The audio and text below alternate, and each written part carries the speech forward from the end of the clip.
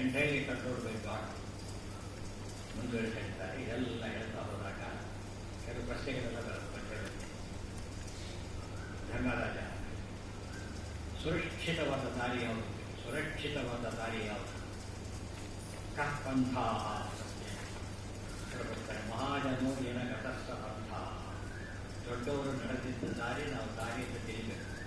ಈ ದಾರಿ ಬೇರೆ, ಬದುಕಿನ ದಾರಿ ಬೇರೆ. ಇವತ್ತು ನಾವು ವೆಹಿಕಲ್ ಮುಂದೆ ಹೋಗ್ತೇವೆ, ಸಿಗ್ನಲ್ ನೋಡೋದಿಲ್ಲ. ಮುಂದೆ ಹೋಗುತ್ತದೆ, ಸಿಗ್ನಲ್ ಕೊಟ್ಟಿದ್ದಾರೆ ಅಂತ ಹೋಗ್ತಾ ಇಲ್ಲ ಅಂದರೆ ನಾವು ನೋಡೋದಿಲ್ಲ, ನಿಲ್ಲಿಸಬೇಕು ಅಂತ. ಅದಕ್ಕೆ ಪ್ರೆಸಿಡೆನ್ಸ್ ಅಂತ ಇವತ್ತು ದೊಡ್ಡ ಕೋರ್ಟಲ್ಲಿ ಒಂದು ಜಸ್ಟಿಸ್ ಬಂದರೆ ಚಿಕ್ಕ ಕೋರ್ಟ್ ಭಾಳ ಸುಲಭ. ಅದು ಕೋರ್ಟ್ ಮಾಡಿದ್ರೆ ಪ್ರೆಸಿಡೆನ್ಸಿಂದ ಕೇಸ್ ಸಾಲ್ವ್ ಆಗುತ್ತೆ. ಪ್ರೆಸಿಡೆನ್ಸ್ ಅನ್ನೋ ಪದ ಇದೆ. ನಮ್ಮ ಮನೆಗೆ ಪ್ರೆಸಿಡೆನ್ಸ್ ಯಾವುದು ಅಂದರೆ ನಾವು ಸಂಪ್ರದಾಯ. ಅದಕ್ಕೆ ಅವರು ಬೆಳೀತಾ ಈ ರೀತಿಯಲ್ಲಿ ಯೋಚನೆ ಮಾಡಬೇಕು ಅಂತ ತಿಳಿಸಿದ್ದಾರೆ. ಮತ್ತೊಂದು ಮಾತು ಹೇಳ್ತಾನೆ, ಕಹ ದರಿದ್ರ. ದರಿದ್ರ ಯಾವುದು ಪ್ರಶ್ನೆ. ಯಾವ ಕೃಷ್ಣೆಯಲ್ಲೂ ಸಿಗದ ಉತ್ತರವನ್ನು ಅಲ್ಲಿ ಕೊಡ್ತಾರೆ. ದರಿದ್ರ ಯಾರು? ಮನೆ ಇಲ್ಲ, ದುಡ್ಡಿಲ್ಲ, ವೆಹಿಕಲ್ ಇಲ್ಲ, ಯಾವುದು. ದರಿದ್ರರು ಎಷ್ಟು ಅಸಂತುಷ್ಟ, ಯಾರಿಗೆ ತೃಪ್ತಿ ಇಲ್ಲ ಅವನೇ ದರಿದ್ರ. ಇದನ್ನು ಸ್ಪಿರಿಚುವಲ್ ಆನ್ಸರ್ಸ್, ಈ ಮೆಟೀರಿಯಲ್ ಆನ್ಸರ್ಸ್, ಸ್ಪಿರಿಚುವಲ್ ಆನ್ಸರ್. ತೃಪ್ತಿ ಇದ್ದರೆ ಅದಕ್ಕಿಂತ ಶ್ರೀಮಂತಿಕೆನೇ ಇಲ್ಲ. ತೃಪ್ತಿ ಇಲ್ಲ, ಅವನು ಬಡವ. ನಿಜವಾಗ್ಲೂ ತುಂಬ ತೃಪ್ತಿ ಇಲ್ಲ, ತುಂಬ ಪದಾರ್ಥ ಇದೆ, ಬಡವ. ಇವನೇನು ಇಲ್ಲ, ಭಾರಿ ಶ್ರೀಮಂತ. ಇದನ್ನು ಅರ್ಥ ಮಾಡ್ಕೊಂಡ್ರೆ ಮ್ಯಾಜಿಕ್. ಇವತ್ತು ರಾಘವೇಂದ್ರ ಸ್ವಾಮಿ ನೀವು ಕೇಳಿರ್ತೀರಿ, ಒಂದು ವಿಷಯ ನೀವು ಗೊತ್ತಿರೋದಿಲ್ಲ. ಇವರು ಎಷ್ಟೋದ್ರೆ ಮನೆ ಮಾತಾಗಿದ್ದಾರೆ, ದೊಡ್ಡ ಪವಾಡ ಪುರುಷ. ಅವರು ಚಿಕ್ಕವರಿದ್ದಾಗ 24ನೇ ವರ್ಷದವರೆಗೂ ಅವರು ಸಿಕ್ಕಾಪಟ್ಟಿ ಪಾವರ್ಟಿ. ಎಷ್ಟು ಪಾವರ್ಟಿ ಇತ್ತು ಅಂದರೆ ವಾರಕ್ಕೆ ಒಪ್ಪತ್ತು ಅರ್ಧ ಹೊಟ್ಟೆ ಊಟ. ಅಷ್ಟು ಬಡವರು. ಮೈ ಮೇಲೆ ಒಳ್ಳೆ ಬಟ್ಟೆ ಇಲ್ಲ, ಹರಕು ಬಟ್ಟೆ ಇದೆ, ಹರಕು ಬಟ್ಟೆ, ಒಡಕು ಪಾತ್ರೆ. ಇವತ್ತು ಅವ್ರ ರೇಷ್ಮೆಗಿಂತ ಕಡಿಮೆ ಇಲ್ಲ, ಬಂಗಾರಕ್ಕಿಂತ ಕಡಿಮೆ ಇಲ್ಲ. ಸುವರ್ಣದ ರಥ ಅವರಿಗೆ, ನವರತ್ನದ ಕವಚ ಅಂಥದ್ದು ಒಂದು ಕಡೆ ಇಲ್ಲ. ಬೆಂಗಳೂರಲ್ಲೇ 100 ಮಠ ಇದೆ, ಇಡೀ ದೇಶ ತುಂಬ ಇದೆ. ಎಲ್ಲಿಂದ ಡಿಫ್ರೆನ್ಸ್, ಎಲ್ಲಿಂದ ಬಂತು? ಅದು ಅಧ್ಯಾತ್ಮ. ದೊಡ್ಡ ಯೋಗಿಗಳು ಅದನ್ನು ಕಟ್ಕೊಳ್ಳೋದು ಬರ್ತಿಲ್ಲ. ಬಟ್ ಅದೇ ಬರಲಿ ಅಂತ ಕಾದಿದ್ದರ ಫಲ ಇವತ್ತು ಅವರು ವಾರಕ್ಕೆ ಒಪ್ಪತ್ತು ಅರ್ಧವ್ರು ಊಟ ಮಾಡ್ತಿದ್ದಾರಲ್ಲ, ಅವ್ರ ಹೆಸರಲ್ಲಿ ಬಹುಶಃ ಸರ್ಕಾರದ ಬಿಸಿ ಊಟಕ್ಕಿಂತ ಜಾಸ್ತಿ ಜನ ಊಟ ಮಾಡ್ತಾರೆ. ಒಂದೊಂದು ಮಠದಲ್ಲಿ ಕನಿಷ್ಠ 100 ಜನ ಇಡೀ ತುಂಬ ತುಂಬಿರ್ತಾರೆ. ಅವ್ರ ಉದ್ದೇಶ ನನ್ನಂತೆ ಯಾರು ಬರ್ತಾರೆ ಅನುಭವಿಸ್ಬಾರ್ದು, ಹಸಿವಿರಬಾರ್ದು. ಅಚೀವ್ಮೆಂಟ್, ಎಷ್ಟು ಅಚೀವ್ಮೆಂಟ್ ಬರ್ತಾರೆ, ಎಲ್ಲರಿಗೂ ರೀಚ್ ಆದ ಅಚೀವ್ಮೆಂಟ್. ಸೈಂಟಿಫಿಕ್ ಕೆಲವರಿಗೆಲ್ಲ ಎಲ್ಲರಿಗೂ ರೀಚ್ ಆಗುತ್ತೆ. ಇದನ್ನು ಅಧ್ಯಾತ್ಮ ಅಂತ. ಅವರ ಎತ್ತರ ಬೇರೆ ಅಲ್ಲ, ಅವ್ರಿಗೆ ಯಾವುದು ಶಾಸ್ತ್ರ ವೇದಾಂತ ಬಿಟ್ಟು ಬೇರೆ ಗೊತ್ತಿಲ್ಲ. ಎಲ್ಲದನ್ನು ಕಂಟ್ರೋಲ್ ಮಾಡ್ತಾರೆ. ಕಣ್ಣಿದ್ದರೆ ಕಣ್ಣು, ಕಿವಿದರೆ ಕಿವು, ಕಾಲಿದ್ದರೆ ಕಾಲು, ಎಷ್ಟೋದು ಅನುಭವಿಸಬೇಕು. ಆಚರಣೆ ಸಿಗ್ತಾರೆ. ಏನು ಪವಾಡ ಇದೆ. ಒಬ್ಬ ತಂದೆ ತಾಯಿ ಗ್ರಂಥ ಮಾಡಬೇಕಾದ್ರೆ ಅಣ್ಣ ಬಂದರು ಶೇರ್ ಮಾಡ್ಕೊತಾರೆ. 100 ರೂಪಾಯಿ 200 ರೂಪಾಯಿ. ರಾಗಸ ಆರಾಧ್ಯ ಬಂದ ಕಾಲಕ್ಕೆ ನೀವು ಬೀದಿಯಲ್ಲಿ ಹಣ ಕೊಡ್ತೇವೆ. ಬೀದಿಯಲ್ಲಿ ಕೊಡ್ತಾರೆ. ಅವ್ರು ಏನು ಆಗದವರು ಕೊಡ್ತಾರ? ಅವ್ರ ಅನುಭವ ಆಗಿದೆ. 350 ವರ್ಷ ಆಗುತ್ತೆ ಈಗಾಗಲೇ. ಎಷ್ಟೇ ಎಕ್ಸಾಂಪಲ್. ಇಡೀ ಶಿಬಿರು ಬೇಕಾಷ್ಟನೇ ಇದ್ದಾರೆ.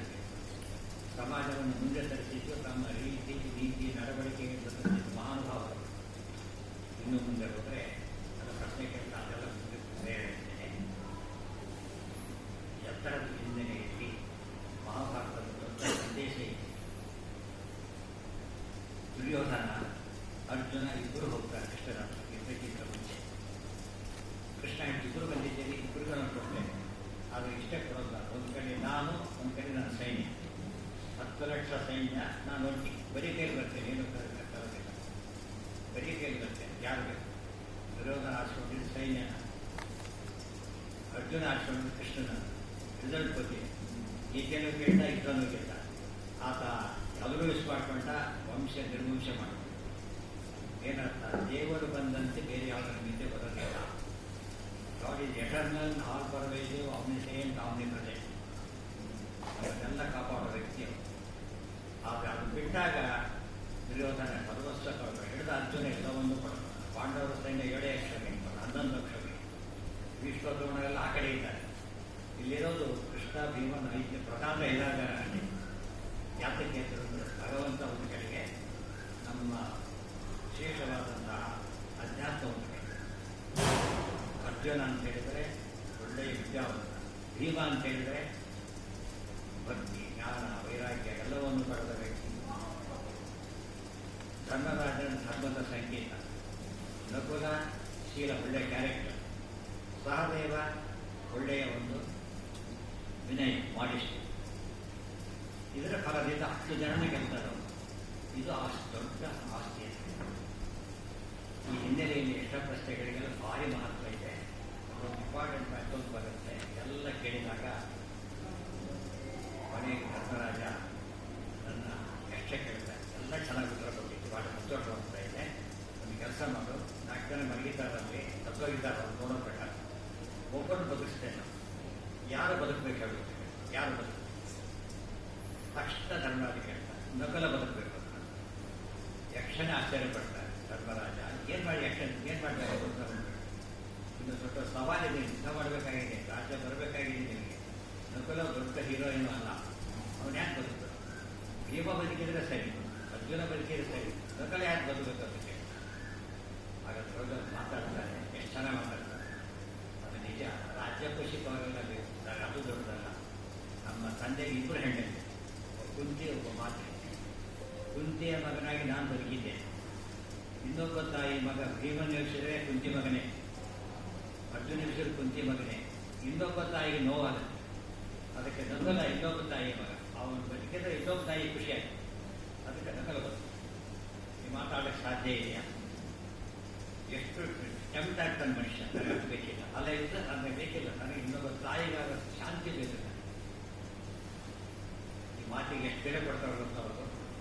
ಬಳೆಯ ಸಂಗ್ರಹ ಎಲ್ಲರೂ ಬದುಕಿ, ಈ ಮಾತಿಗೆ ಎಲ್ಲರೂ ಬದುಕಿ ಅರ್ಥ ಆಯ್ತು. ಈ ಜಾಗ ಧೃತರಾಷ್ಟ್ರ ಹಾಗೆ ಮಾಡಲಿಲ್ಲ. ತನ್ನ ಮಕ್ಕಳ ಪರ ಹೊಡಿ, ಎಲ್ಲ ಮಕ್ಕಳು ಕಳ್ಕೊಂಡ್ರೆ ರಾಜ್ಯದ ಧೃತರಾಷ್ಟ್ರ ನೋಡಿ. ಪಾಂಡವರು ಏನಾಗಬೇಕು? ತಮ್ಮನ ಮಕ್ಕಳು, ಅದ್ರ ಬಗ್ಗೆ ಕೇರೆ ಮಾಡಲಿಲ್ಲ. ಇಲ್ಲಿ ಮದ ತಾಯಿ ಆಕೆ ಬಗ್ಗೆ ಕೇಳ್ತಾರೆ. ಇದು ಸಂಬಂಧ, ಇದು ಸಂಸ್ಕೃತಿ. ಈ ಸಂಸ್ಕೃತಿ ಕಲಿಯಲಿಕ್ಕೆ ಮಹಾಭಾರತ ದೊಡ್ಡ ಅಸ್ತ್ರ. ಅದು ನಮಗೂ ಮಕ್ಕಳಿಗೆಲ್ಲ ಹಿಂದಿನ ಕಾಲಕ್ಕೆಲ್ಲ ಅವೆಲ್ಲ ಟೆಕ್ಸ್ಟ್ ಬುಕ್ ಆಗ್ತಾ ಇತ್ತು. ಜನಕ್ಕೆ ಒಂದು ವಿಶೇಷ ಸಂಸ್ಕಾರ. ಹಳ್ಳಿ ಜನ ನೋಡಿರ್ಬೇಕು, ಎಲ್ಲ ಹೆಪಟ್ಟಂತ ಜನ ಎಷ್ಟು ನಿಯಂತ್ರಿಸೋಲ್ಲ. ಈಗಿಂದ ಈಗ ಗೊತ್ತಾಗಿದೆ. ಹಳ್ಳಿ ಪಂಚಾಯತ್ ಬೋರ್ಡ್ ಇರಲಿಲ್ಲ. ಏನಯ್ಯ ದುಡ್ಡಿಸ್ಕೊಂಡಿದ್ಯಾ? ಹೌದು. ಕೊಟ್ಟಿಯಾ? ಕೊಟ್ಟಿಲ್ಲ. ಕೊಡಬೇಕಾ? ಕೊಡಬೇಕು. ಕೊಡ್ತೇವೆಲ್ಲ ಕೊಡ್ತೀವಿ. ಓದೋದು 20 ವರ್ಷಕ್ಕೆ ಸಾಲ ಆಗುತ್ತೆ. ಇಲ್ಲಿ ಹಾಕು ಬಿಟ್ಟಾಗ ಹೋಗ್ತಾರೆ, ಅಲ್ಲಿ ದೇವ್ರ ಮೇಲೆ ಹೋಗ್ತಾ ಇದೆ.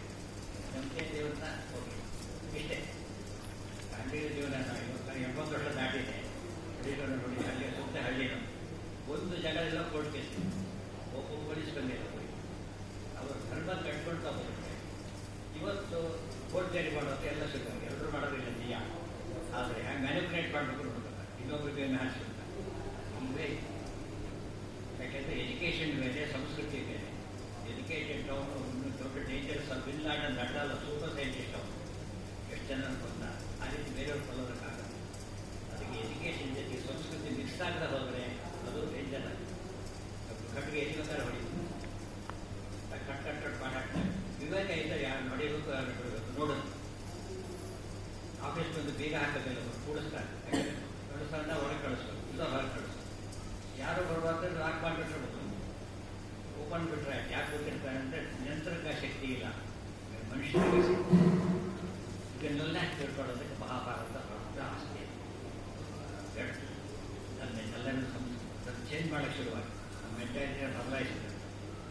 ಅದೇ ರೀತಿಯಲ್ಲಿ ಇನ್ನು ಮುಂದೆ ಹೋದರೆ ಈ ಮಾತು ಹೇಳಿದ ತಕ್ಷಣ ಭಾರಿ ಖುಷಿ ಆಯಿತು. ಎದ್ದ ಎಲ್ಲರೂ ಇದ್ರು. ಆಮೇಲೆ ಕೇಳ್ತಾರೆ ಧರ್ಮರಾಜ, ಏನಾದ್ರು ವರ ಬೇಕಿದ್ದೆ ಕೇಳ್ಕೊಡ್ತೀನಿ ಅಂತ.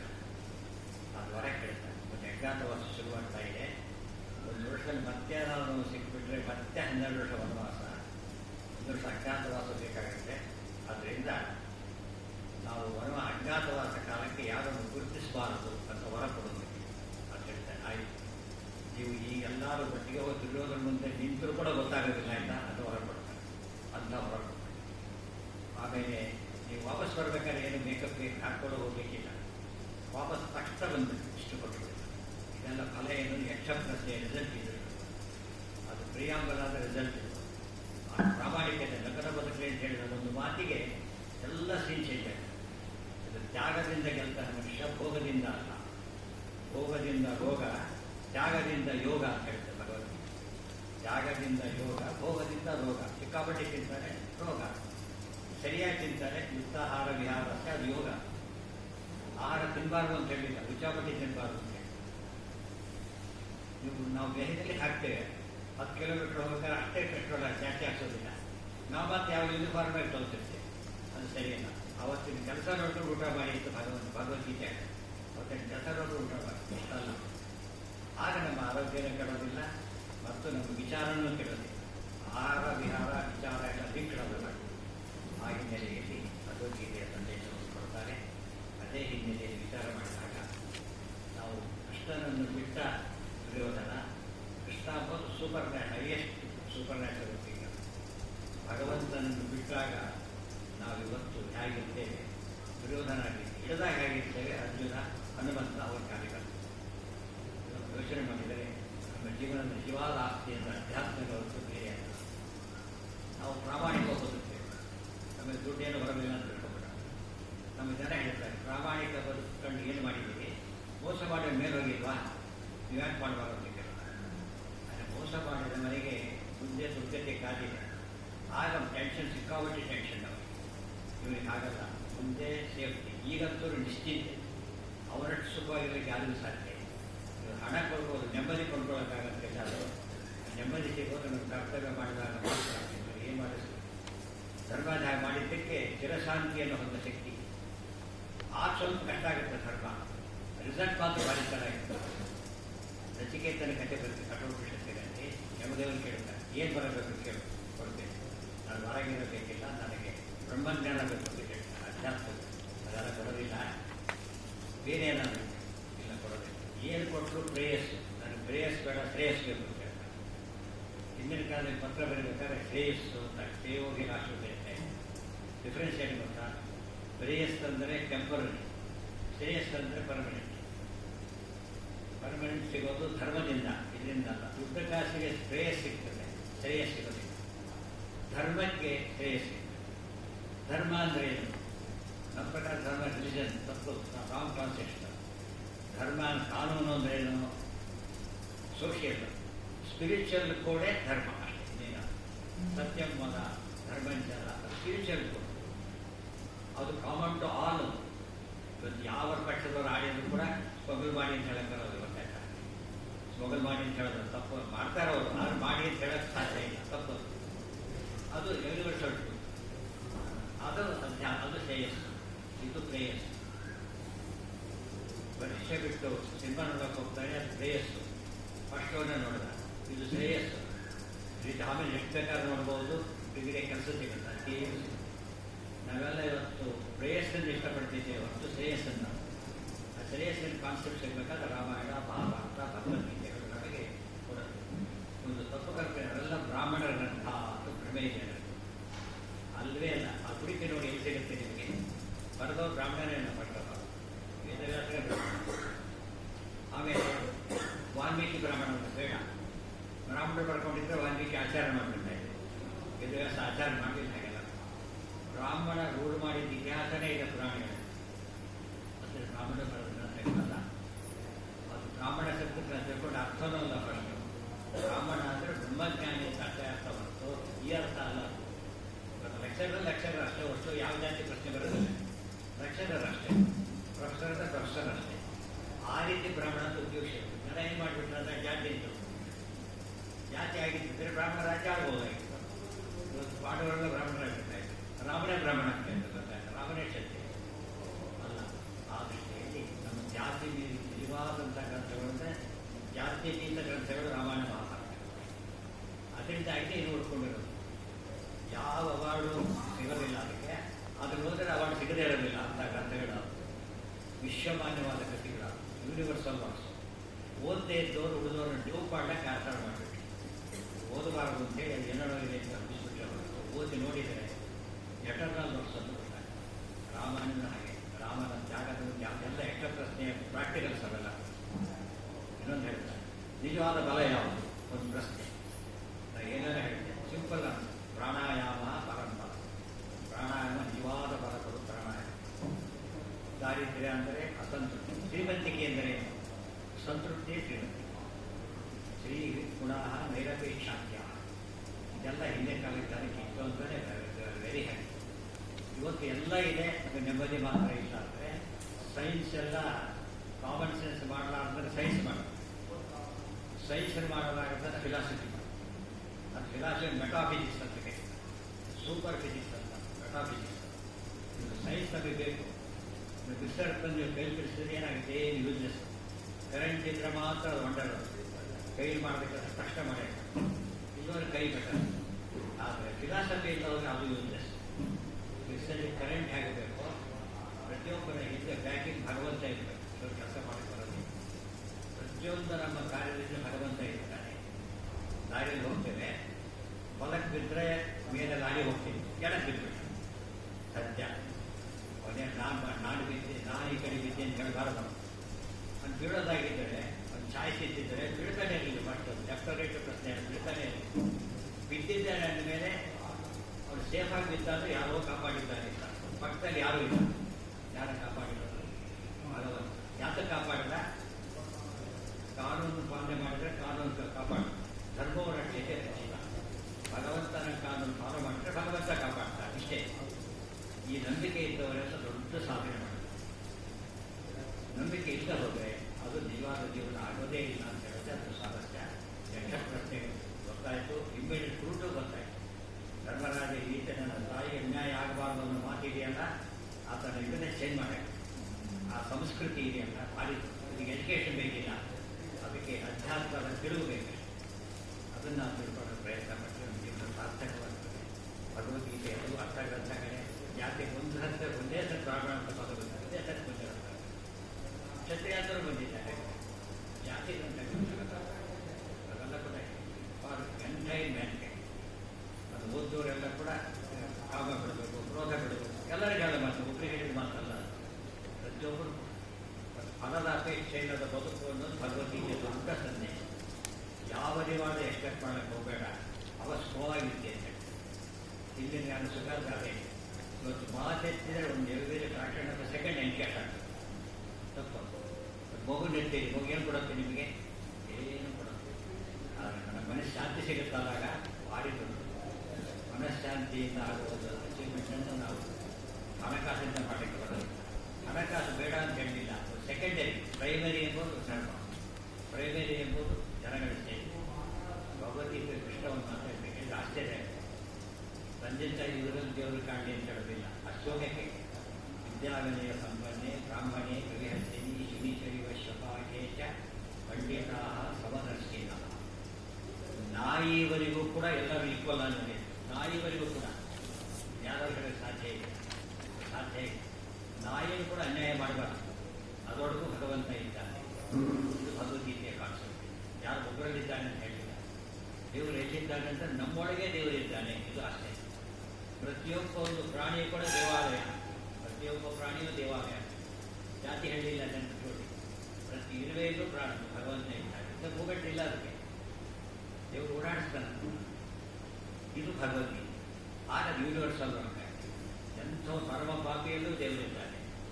ಆದರೆ ದೇಹ ಇದೆ, ಅದು ಜಡ ಪದಾರ್ಥ. ಒಳಗೆ ಜೀವ ಇದ್ದಾನೆ, ಅವನು ಡಿಪೆಂಡೆಂಟ್.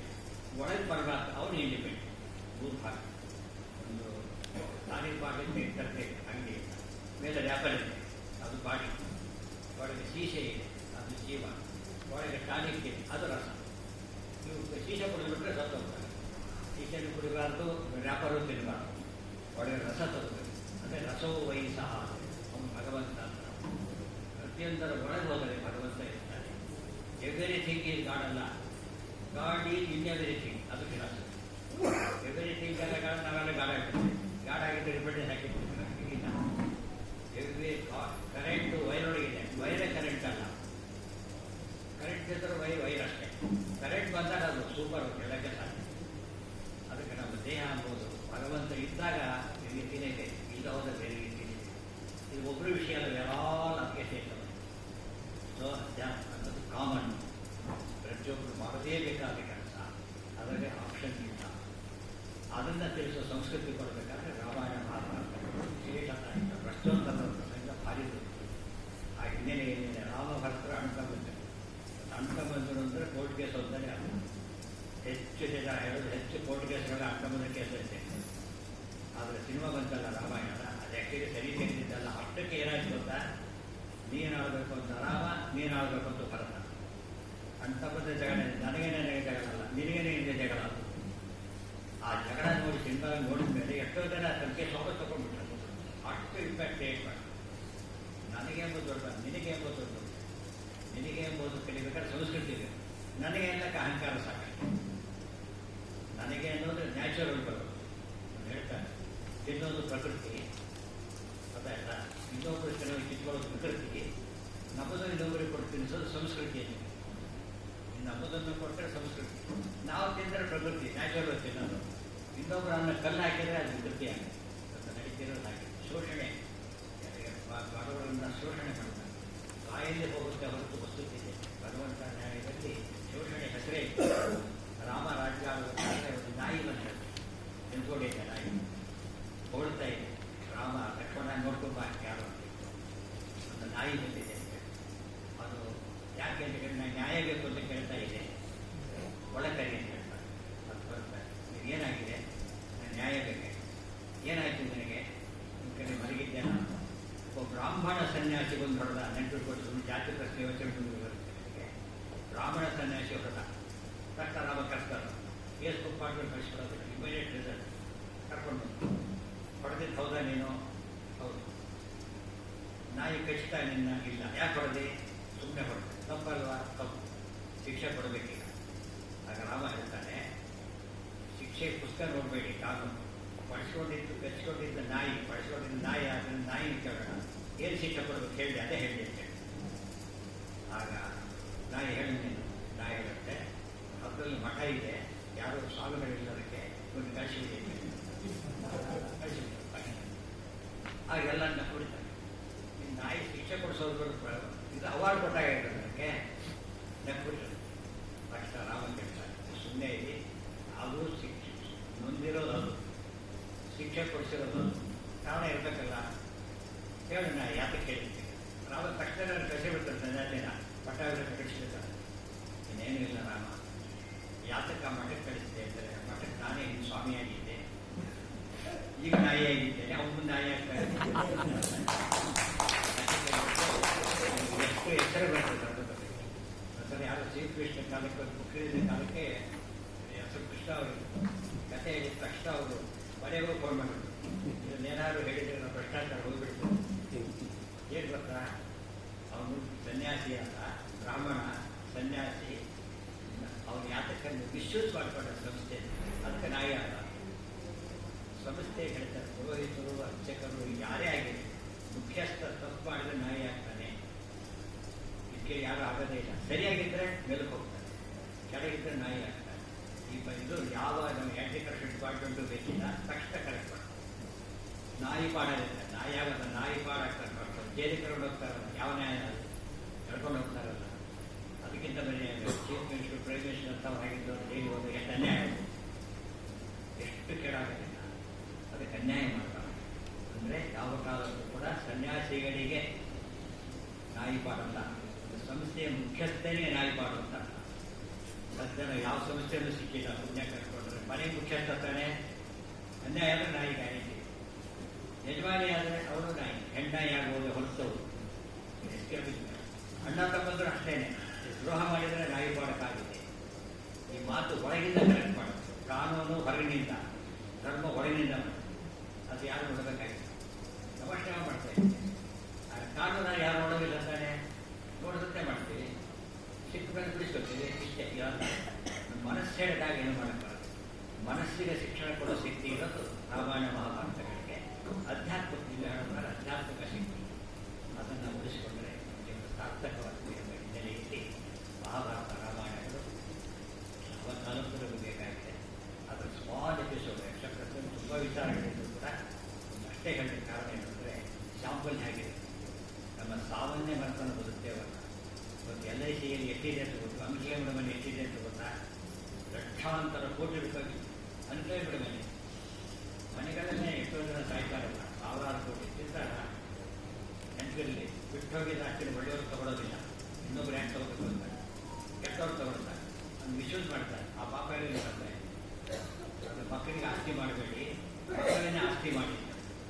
ಮಕ್ಕಳನ್ನ ಆಸ್ತಿ ಮಾಡಬೇಡಿ, ಮಕ್ಕಳನ್ನೇ ಆಸ್ತಿ ಮಾಡಿ. ಅವ್ರು ಆಸ್ತಿ ಮಾಡ್ತಾರೆ. ಕೆಟ್ಟ ಮಗನಿಗೆ ಆಸ್ತಿ ಮಾಡಬೇಡಿ, ಅವನ ಕಡಿತಾನೆ. ಒಳ್ಳೆ ಮಗನಿಗೆ ಮಾಡಬೇಡಿ, ಅವನೇ ಪಡ್ಕೋತಾನೆ. ನೀವು ಅವನ ಸಂಸ್ಕೃತಿ ಕೊಡಿ, ಅದು ಬಹಳ ಮುಖ್ಯವಾದ. ಅದು ಸಂಸ್ಕೃತಿ ಆಚಾರಗಳು, ರಾಮಾಯಣ ಮಹಾಭಾರತಗಳು, ಸಂತಾನ ಮಾತುಗಳು, ಹರಿದಾಸರು ಬೇಕಾಗ್ತಾನೆ ಇರ್ತಾರೆ. ಹಿಂದೆ ನಮಗೆಲ್ಲ ಟೆಕ್ಸ್ಟ್ ಬುಕ್ ಆಗಿದೆ. ಅವ್ರು ಒಂದು ಪದ್ಯ ಓದಿದ್ರು ಇವತ್ತು ಜ್ಞಾಪಕ ಇರ್ತದೆ. ನಮ್ಮನ್ನು ಶೇಪ್ ಮಾಡ್ತಾ ಶಕ್ತಿ ಇವತ್ತು ಆ ಪದ್ಧತಿ ಕಳ್ಕೊಂಡಿದ್ದು ಎಲ್ಲರೂ ಇಲ್ಲೇ ಇಲ್ಲ. ಎಲ್ಲರೂ ಕಂಪ್ಯೂಟರ್ ಶುರು ಮಾಡಿರ್ತಾರೆ. ಅದರಿಂದ ಅವ್ರಿಗೆ ಇಷ್ಟೇ ಏನು ಬೆನಿಫಿಟ್ ಸಿಗುತ್ತೆ ಅಷ್ಟೇ ಗೊತ್ತಿದೆ. ಅದಾಗಬಾರ್ದು. ನಮ್ಮಿಂದ ಬೆನಿಫಿಟ್ ಯಾರಿಗಾಗುತ್ತೆ ನೋಡಬೇಕು ಹೊರತು ನಮಗೇನು ಬೆನಿಫಿಟ್ ಆಗುತ್ತೆ ನೋಡಬಾರ್ದು. ಬೆನಿಫಿಟ್ ಮಾಡಿದ್ದೇ ನಾವು ಪಡ್ಕೊಂಡ ಬೆನಿಫಿಟ್.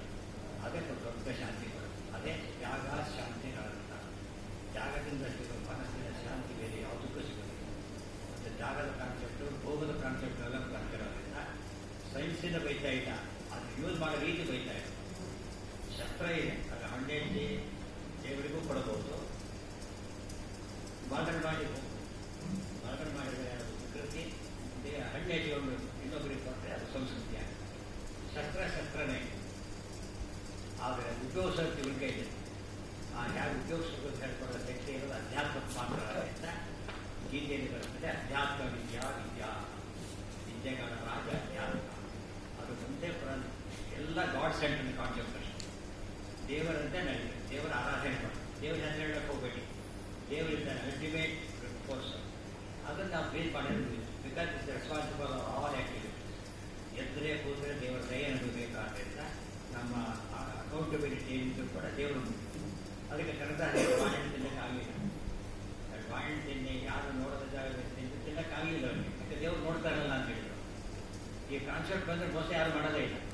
ಇವತ್ತು ಕೇಬಲ್ ಟಿವಿ ಹಾಕಿದ್ದಾರೆ ಅಂದರೆ ಹುಷಾರಾಗುತ್ತೆ. ಈಗ ದೇವರಿದ್ದಾರೆ ಅಂದರೆ ಕೇಳಬೇಕಾ?